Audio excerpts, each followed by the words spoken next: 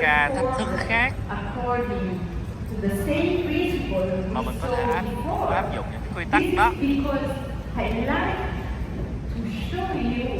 tôi muốn cho mọi người thấy những cái ca bên ngoài sẽ thách thức làm sao mà người ta thực hiện được cái cách này, nó đã được chuẩn hóa như thế nào và mình có thể áp dụng cái cách này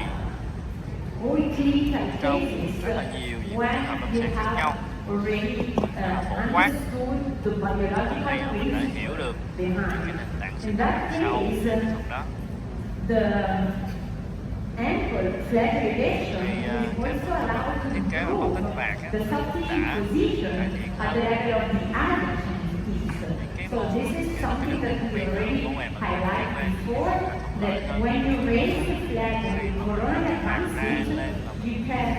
improve the position of the margin, of the implant margin at the level of the tooth to be extracted, but also at the level of the Pt1 if we are presenting gingival resection.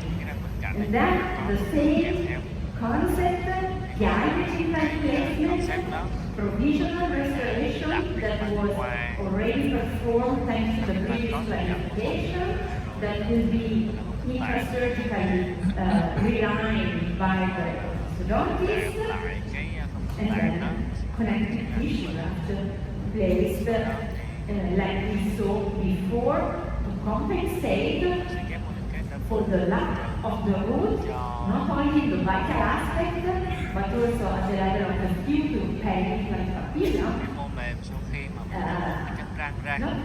Not let's say the root is going to be compensated by the subgingival portion of the provisional restoration, and the connective tissue is going to increase the soft tissue thickness in the supracrestal portion of the implant supported restoration.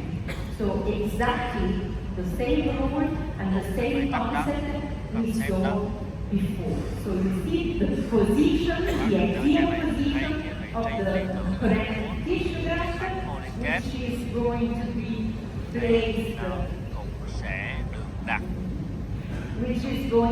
placed, paramarginal. In that case, the gap between the implant and the buccal bone was filled with syngenic bone material.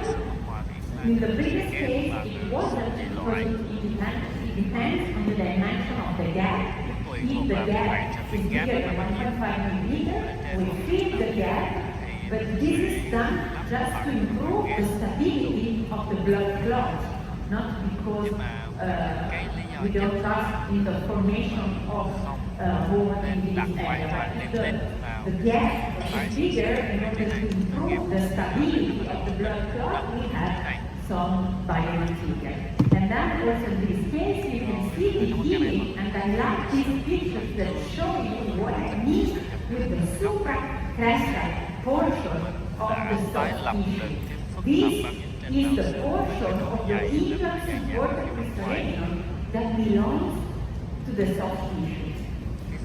So we must have supracrestal soft tissue thickness to provide the good emergence profile for the implant supported restoration, to which then the soft tissue margin in that position over time. Rất là sướng.